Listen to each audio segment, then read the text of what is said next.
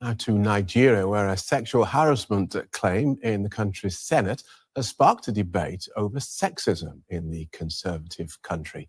Senator Natasha Akpoti has accused the Senate President, Godswill Akpabio, of asking her for sexual favours, a claim that he denies. She was then suspended from office.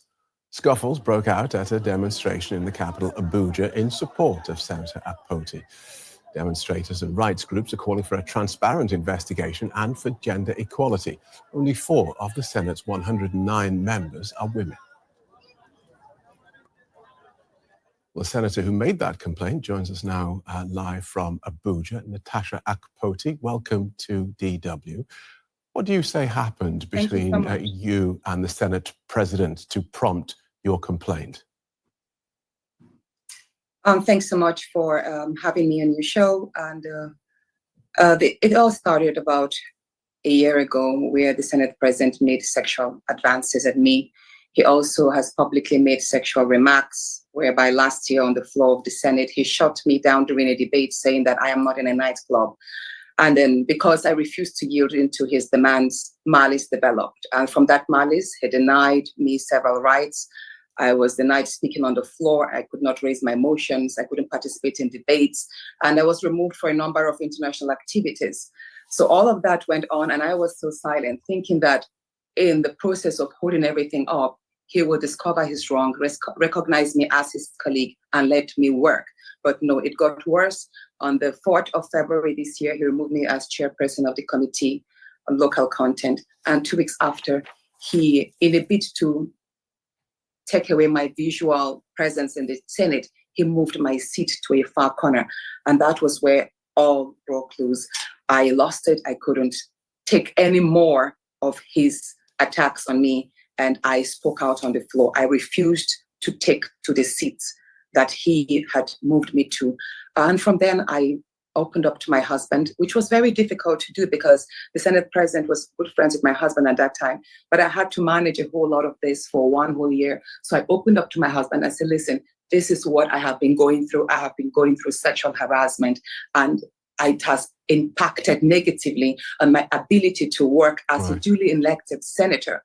And that was when I went open on the 28th of February this year on the television station named Arise, and I let my story out. Okay. So the Senate President, Godswill Akpabio, denies your accusations. What happened when you submitted this petition complaining about his behavior? Of course, he's going to deny.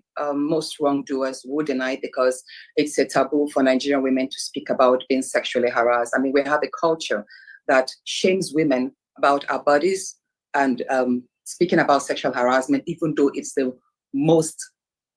a form of violence here against women, but many women don't speak about it because there's no platform to air such complaints. Right. But what happened? On the 5th of March, on the 5th of March 2025, I submitted formally a report on sexual harassment against the Senate President, Senator Godswill Akpabio. But what happened? The very next day, I was suspended for 6 months with gruesome conditions, that all my security was taken away from me. I was not to be near the National Assembly for the 6 months of my suspension, that I was supposed to cease presenting myself as a senator locally and internationally. And that, I think, it's really wrong. It's not constitutional, because the fact that I'm suspended illegally does not in any way take away my legitimacy as a senator. The Senate President did not elect me. None of the senators that elected me. My constituents voted me as a senator. Right. And for me to be slammed with such conditions, which other senators that were suspended were not given such conditions. Understood. So that actually shows the amount of vendetta that I have had to deal with. And can you explain to us what Senate authorities told you about why they were suspending you? They summed it up to say I was suspended for gross misconduct as against my allegation of sexual harassment. But I believe that I was suspended to silence me from speaking forth, more like punishing me and setting an example so that no other woman will dare speak on such things, especially against powerful men. So they say I was suspended for gross misconduct. And I ask, what exactly amounts to the gross misconduct? Was it because I refused to move my seats? We have, there were videos that popped up whereby the same Senate president in the 8th Assembly years back, he also had a brawl in the chambers because his seat was moved when he was not duly notified. Right. And his countenance, there was actually much more. In the Nigerian Senate, we have had senators gone physical on themselves, shouted, insulted, cursed, and even threw items at themselves. They were not suspended. So why me? I think I am just victimized. And that's the bigger picture of how women are treated in politics in Nigeria. And could I just ask you, this.